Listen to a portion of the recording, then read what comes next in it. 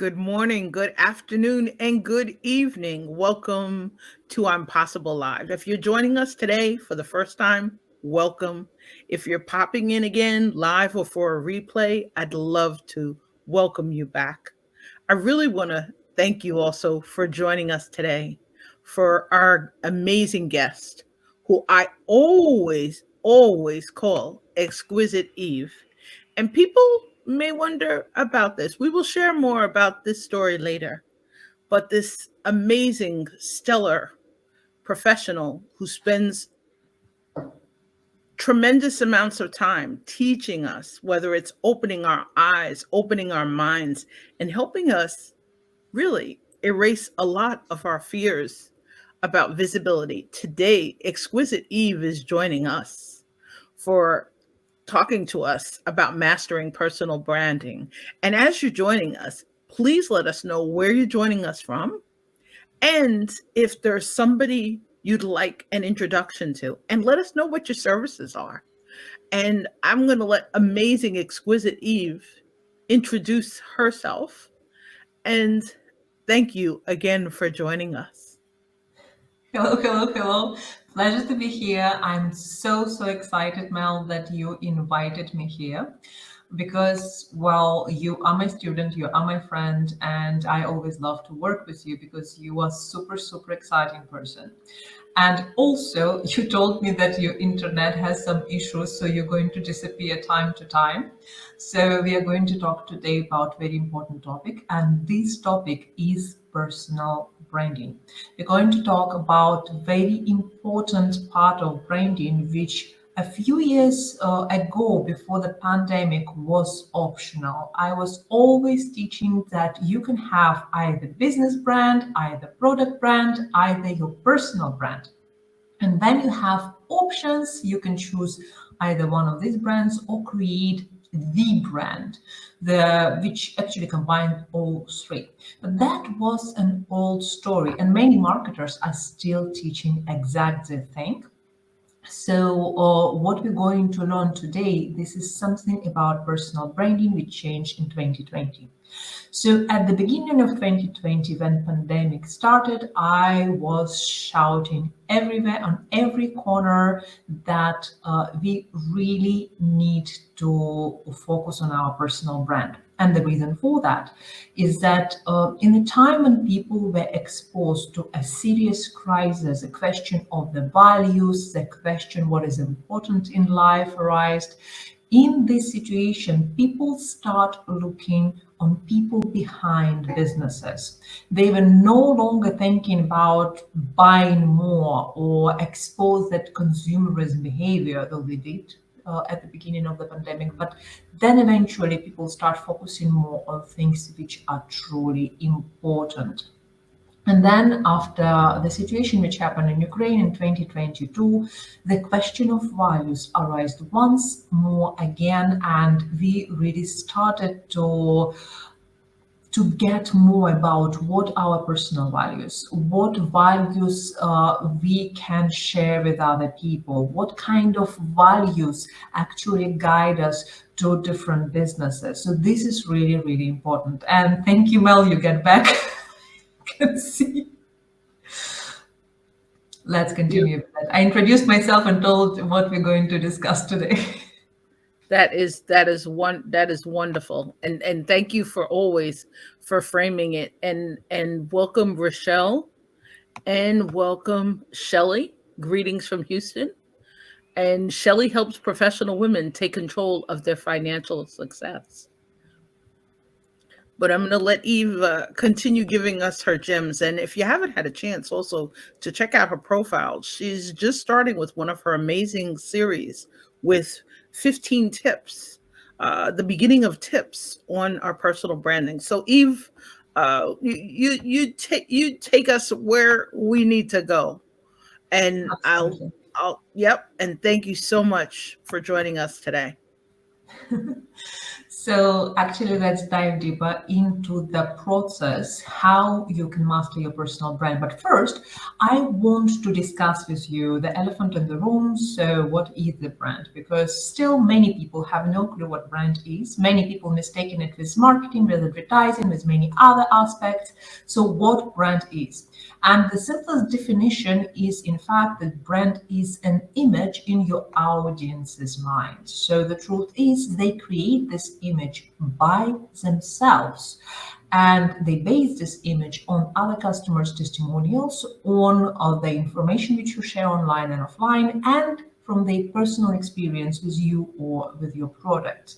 So pretty much you have no control over your brand, you can say. But here's the thing, that's why we use a lot of techniques such as being consistent, such as focus on a very clear message to be memorable, and as one of the experts say, to buy or rent the place in your customer's mind, which is very expensive rental because many brands are fighting for this place in customers' minds. That's why brand is such an important thing. For example, for Coca-Cola brand, 80% of all the value of the company is actually the cost of the brand. So it's a powerful thing.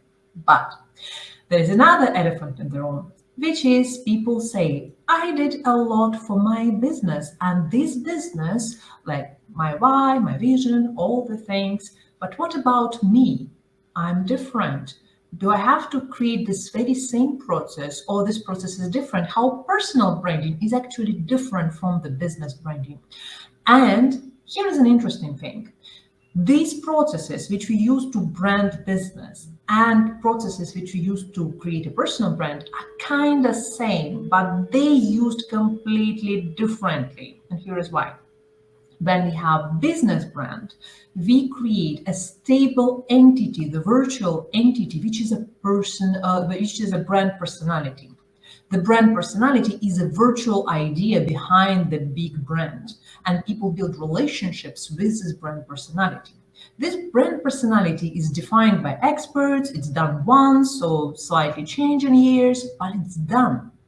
And when we deal with personal brand, we are dealing with the consistently evolving something, because you are evolving, you are changing, everything around you changing all the time. And the question which I get the most in all the groups and stuff like that, people say, I don't want to frame myself. I don't want to lock myself in one personality and never evolve again so that I will guide to a same person, same people all my life. That's not what I'm looking for, right? And that's not what personal brand is all about. The personal brand is actually helping you to build the legacy, to stick to your values, but it must be flexible, unlike the business brand. That's what really, really important. And Melanie, ask the question. So the flexibility part, because we think sometimes of brands as kind of a structure. We talked about, you mentioned brand pillars, brand values. People think of them as kind of the foundation. When you're talking about the flexibility, you're getting into some juicy goodies. So are you saying our personal brand can be flexible when our professional brand is not always? Yes, that's the key. So this is an interesting thing. Many people, first of all, we started with corporate branding long ago, which is no longer relevant. Corporate branding was stiff and fixed, and it was all about rules and everything. And the personal brand as an idea appeared much after. So when we talk about personal branding, that was mostly for employees to get better jobs initially. But at the moment, the concept itself evolved so much that when we're talking about personal brand, we're talking about entrepreneurs, we're talking about authors, we're talking about different people who are more creative, so to say. So it's no longer for the job. Because, for example, let's say I'm an accountant and I always want to be an accountant. It's easy, it's stable, right? So I can be known as an accountant. But let's say just about me. I was doing photography. I was educated in art academy, right? I love to do some public speaking events and all of this. And I'm creative director and I'm owning my own agency and I'm helping entrepreneurs to build brands. So who am I? Right? So many things, and every single person have millions of stories around them. So the question is, what story would you like to tell? What people would you like to attract to your values? The thing which will be constant in this case, these are your values, what you stand for, the code of ethics. And I'm quite sure that for mature person, the value system might not evolve that much as everything else. So we evolve a lot in our stories, but we believe in a very same things right from the beginning, and they dependent on our culture, they dependent on our moral, they dependent on our family, they dependent on our background. And we pretty much stand for these values for all our life. And these values become the core idea of your personal brand. So, from our personal brand perspective, are stories more important so that people get to see the human side of us? I love too what Heather's suggesting is, what people do you want to attract to your values, and she likes that in how you tell your story. We're not, I would not say attract, I would replace this specific word. It's really important because when we speak about marketing, it's a lot about attraction marketing, it's a lot about how we're going to persuade people. But I would love to get away from this concept in general, because when we talk about the brand and when we want to build a genuine, authentic brand, we talk about the way how we resonate with people, how we align with people. So, who from these people will like to be a part of our tribe? Who of these people will stand with us for this value? Who from these people will come to us in a darkest hour and help us? This So is from people who need to be near us. Do I want to persuade them or attract them? No. I want them to come to me because they know who am I. They know what I'm stand for. They know my story. They feel that their story resonate with my story. so basically, based on what Heather's saying, are we then looking to magnetize people In in a the way, sense yes. of attracting, in the sense as opposed to attraction, as you're saying, which can be business attraction or can be really personal attraction? Are we saying then you want to come up with a magnet almost to help build I your think it's personal brand? automatically happen. I think it's automatically happen when we stand for what we believe in, because people who really stand for what they believe in, people who know their values, people who know where they lead other people, where they go by themselves, first of all, because personal brand is when you know where you're going. So you know your own direction, you have your mission, you have your vision. This is yours. Like in case of business, we actually lead people somewhere. In case of personal brand, we know who we are, what we stand for, what is our message, and that attract people to us. But we don't really need to do anything to attract people. In case of the business brand is different, because in business brand we actually help people to connect with us, exactly due to that virtual idea of the brand personality. It's a little bit difficult process because not everybody resonates with a virtual entity, while in this situation it's a human to human conversation and we always attract some people. The question is, when we have strong boundaries, when we have strong values, we are looking not only who we attract, we also look who do we repel, because we also defined by people, by the tribe which we have around us, you see.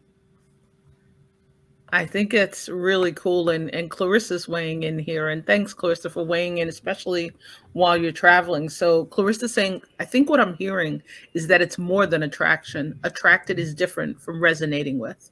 Exactly. Absolutely right. So attraction, I would say it's a part of attraction, but it happens automatically.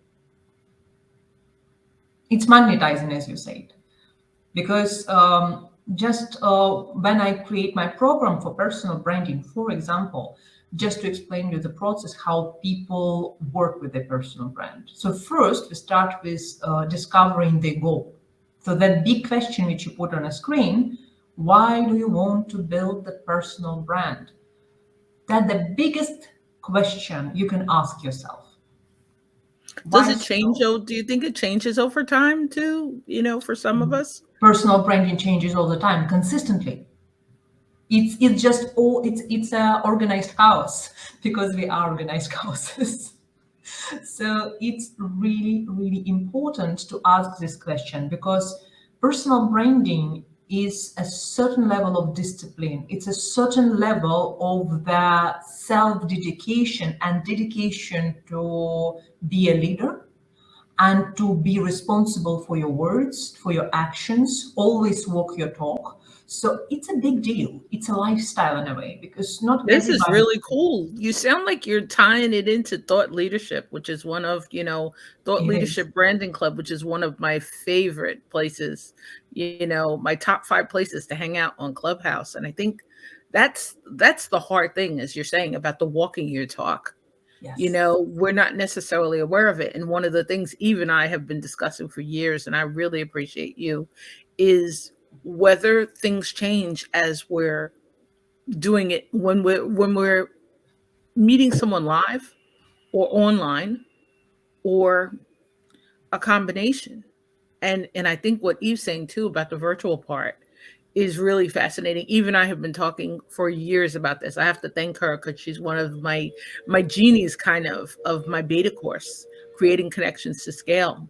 One of the hardest things I think about the personal brand is if you're a solopreneur, and we started out with a professional brand, and the joke was, I have a dear mutual friend of ours now who asks me all the time, are you always a lady? I tease her because of that. We were taught in business, you know to show up. Eve and I today, and Eve, I will thank for this, and Lachelle, Eve and I, we've got our lipstick on. How we're showing up personally, I think, really does change us. And I love your reminder to really be flexible.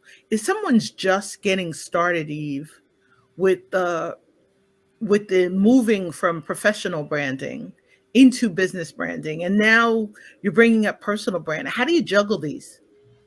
How So do you that's juggle exactly what the I idea of say. moving through I'm I'm this? I'm I'm coming to the process. So pretty much, what I saw in my program, how people go through it, it looked like a hill. So at the beginning, you really the biggest question of personal brand. For example, my program start named "Find Your Brilliance." Find your brilliance means find yourself. Find yourself. So at the beginning, we really don't know who we are. And we need to admit it because most of us never think about it. We define ourselves as profession or as a wife or as a mother or anybody else. We never look inside. That's the biggest philosophical question. Super, super big. Hi. So when we work on our brand, we first of all need to discover ourselves, to find ourselves. So that's why the first question, why do I want to build this personal brand? Setting up the goal, where I will be if I will not do it, and what am I planning with that personal brand, because it's a big deal, it's a lot of work, so it's a responsibility. Once you take this responsibility, now we dive deeper into the journey of self-discovery. So we start with your personal why, and the personal why, again, it's such a word which everywhere everybody like, yeah, discover your why, all the things, right? And I am saying no, your why are not your kids, not your family, none of that. Your why is somewhere inside you, something what you will do for yourself. You are your own priority. You have to love yourself, fill your own cup, and all this kind of things. And your why is about it. So we're working on this part. Now, let me go through the process and maybe I'll answer the question. So then we go to the next one where we see what kind of skills you have. We work on an ikigai system when we started to see the connection between your skills, between what world need, what you were paid for, to understand what you can do the best and how it's correlated with UI. Because I love to align things together. That's why we're always working on things to glue things together, to find yourself and to glue all the ideas to something decent, to very clear message. So Sherry say, I think the key to an effective brand is being authentic. People will respond to that authenticity. We will talk about authenticity in a second, because I want to address another elephant. We have so many elephants in the room today, like too much. So here are the things. So once we discover the skills, then we go to the values, and values is the most important part. The values is really, really important, because this is a core, this is the most stable idea which you have, and understanding what you stand for, what you will not tolerate, is the most important thing.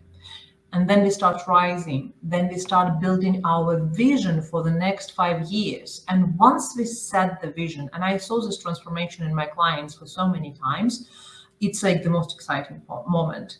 When you see where you can be, it's so, so powerful. So personal brand has, as you see, this kind of components. They know their why, they know their skills, they know exactly their values, they know their visions, and know where they moving personally, and they're ready, because they set the goal, they're ready to take responsibility for these actions and actually take these actions. This is attractive and magnetic, and this is absolutely crazily leadership kind of qualities which just glue people to you, because you really know who you are. And I want to avoid the wrong language, but you know who you are, let's say it in a correct way. So once you do it, only after that you look at your story. And when you look at your story, the most important part, that your story, not all the stories will become your brand stories, not all the story converting, not all the story makes sense, because we have millions of stories, but stories which will resonate with your audience, where they will see themselves, will actually work for you and for your business and for your personal brand. And that's a very tricky one, because many times we have a habit to speak from our wounds instead of speaking from our scars.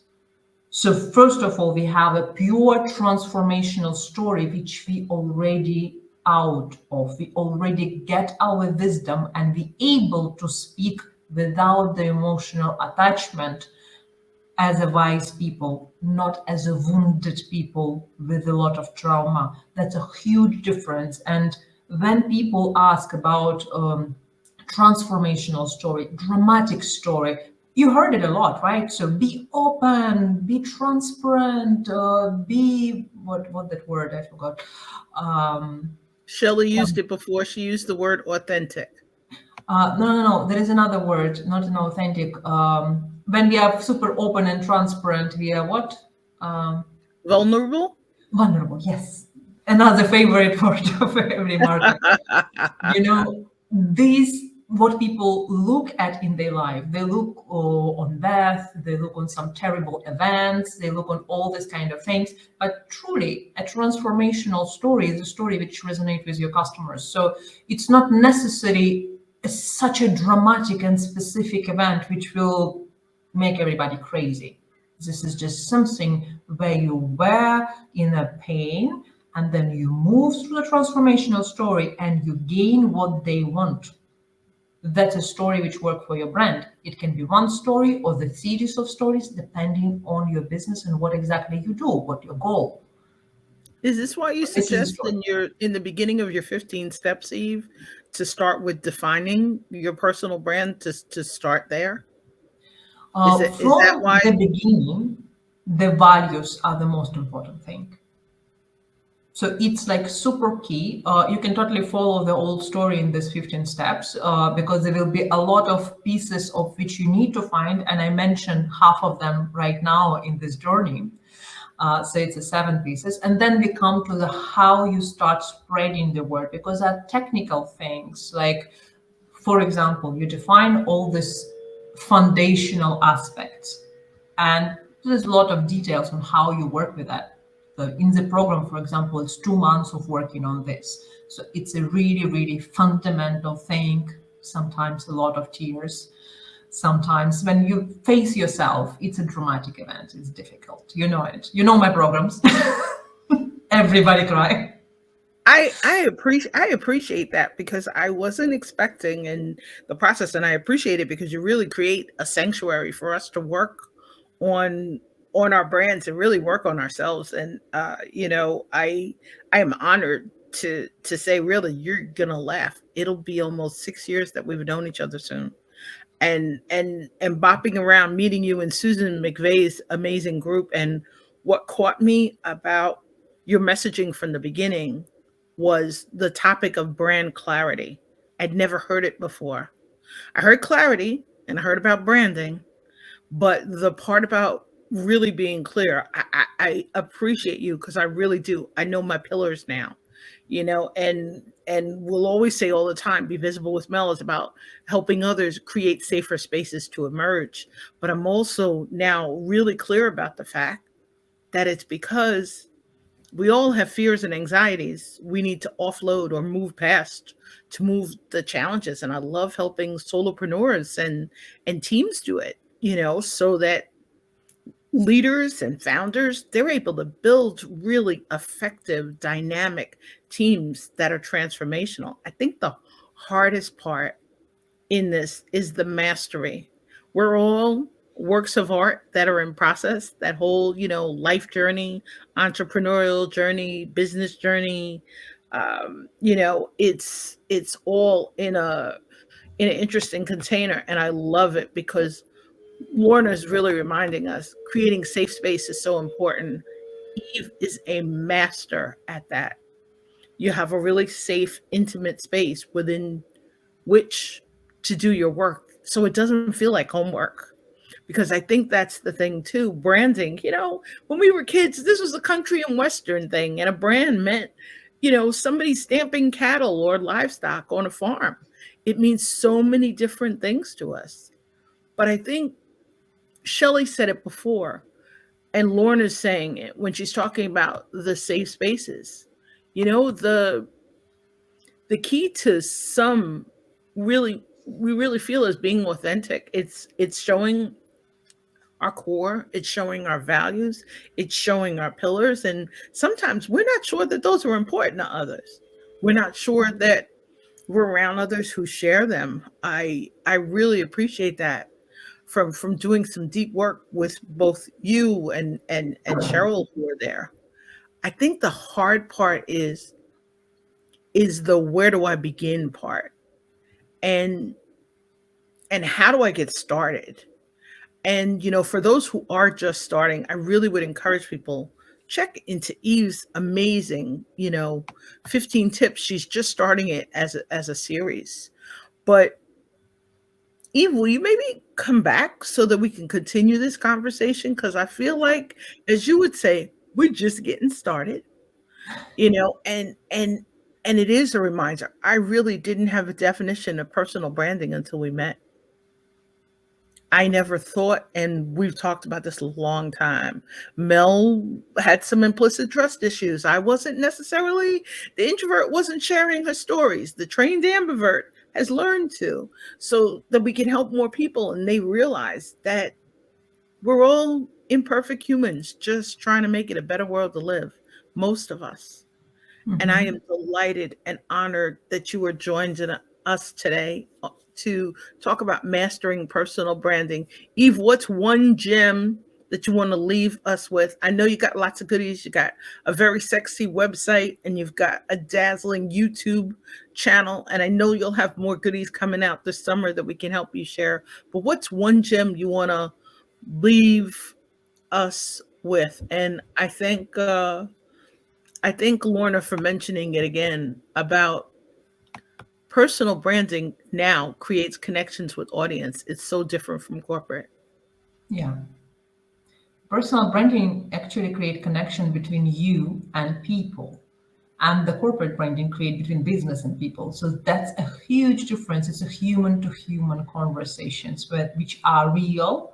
And I wanted to avoid the word authentic because authentic is really overused right now. And many people told me that wearing some t-shirt or like wearing the soft pants or something like this, that means authentic. Or getting on the video without any cosmetics or something like that means authentic. But I don't want to say that that's authentic. To be honest, when we go on video, we come prepared. And that's what I always teach, that being without any makeup on video, it's like you're meeting your clients and you are not dressed, you don't have any makeup, and you really don't care.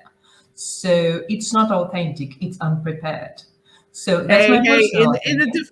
In the defense of the non lipstick group, of which I am No, daily a part of, I appreciate it. But Eve reminded me. Eve reminded me. Don't show up to hang out with Eve without lipstick. I will never show up to hang out with Eve without lipstick.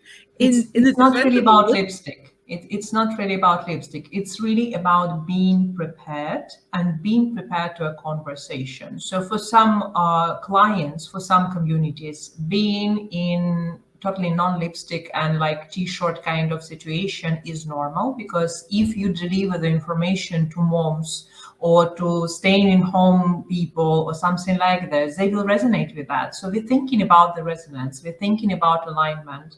If we deliver something to office professionals, they would expect a little bit different presence, and it's normal as well. So we really just need to understand who we cater our message to. And when we talk about authentic, it's really about knowing yourself. It's not about lipstick or non lipstick, what I wanted to say. That many people deliver it to the external, but authentic is not about it. Authentic is about being yourself and, first of all, know yourself. And many people avoid this knowing yourself, diving deeper in your trauma, understanding your pain, overcoming your pain, really seeing that you can deliver message through this pain. Like, I'll give you a very quick example as we're already finishing. Like with the war in Ukraine, many people just turned their heads away and they just didn't want to talk because they were emotionally really exposed to a lot of pain. And they were like, we are empathic. That's why we're not listening the news. That's why we closed our ears for people who are in struggle. And I'm like, I'm sorry, you're not empathic. You're just avoiding. So that's a different thing. We're telling ourselves stories that we are good and stuff like this, but that's a surface level. If something disturbing us, the issue in the society or things which happening around us or pandemic or anything like that, we need to dive deeper to understand who we are, why it is disturbing us, speak about that. That's how leaders do. They understand the we problem, they tell their authentic real story and feelings. we live in a world in which a lot of people, and you and I have been talking about this for years and we'll continue to talk about it, is that a lot of people really are afraid to share that voice out loud. They're Yes. not sure they're in a safe place, which is really the beginning. I don't think it's always denial. I think it's sometimes about safety or personal safety. You see many examples of what happens when people feel unsafe, and I can probably say that from my, being a board member on a human rights organization, and wanting to always build inclusive voices. It's one of the keys, I think, to why the creating safe spaces. There have to be safe spaces so people know it's okay to show up as themselves. Shelley said it really well. There's a challenge. for those of us who are the business voices to incorporate our personal and corporate brands, which is why I love that Eve reminded us be flexible. But as Eve and I are here to actually ask today, and I think it's the one thing about mastering personal branding, I am honored to call you a friend. I cannot wait for the day when I have a chance to greet you at an airport with big Exquisite Eve uh, signs. And there will be a group of us coming to show up, to hang out with you, and to say thank you because you remind us to rise to the challenge. Your your integrity, your vibrant voice, as many were afraid of the word war. People are terrified of the word violence. People are, Jonathan tells us all the time, get uncomfortable with being uncomfortable. But people, many people are having a hard time with it. I don't think it means they're cowards. I think sometimes they need someone to rise and kind of light the torch and light the way That's and why I let them say know. the personal branding is leadership. That's why I say that we need to overcome our fears and know ourselves first. And that's how we start building. That's basically nicely resuming the question how we start building the personal brand. We overcoming our fears. We overcoming the desire to avoid ourselves. That's a deepest self-discovery ever. You know yourself, you know your values, and that's why people following you. You don't need to attract them when you do your personal brand in a right way. When you honestly, authentically, genuinely want to know who you really are deep inside you, what you stand for, and when you are ready to avoid any kind of fear, you're like, no, that's what I'm stand for. This is my message. This is my brand clarity. And I'm going to tell it to everyone because it worth to be told. And that's your personal brand. And I can't thank you enough for helping me learn the meanings of this, especially at the beginning of the pandemic. And I want to thank you. I know it's really late where you live, and I want you to be able to relax and unwind soon because your business day starts a bit earlier than some of ours. But the thing underneath is when people are not really sure where to start, Eve lights the way, Eve lights the path.